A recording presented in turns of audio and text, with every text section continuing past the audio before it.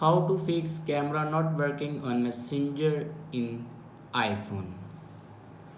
So let's start the video. First of all, if you want to fix this problem, then firstly open your camera and then check your camera works properly or not. Now here you can see my camera works properly.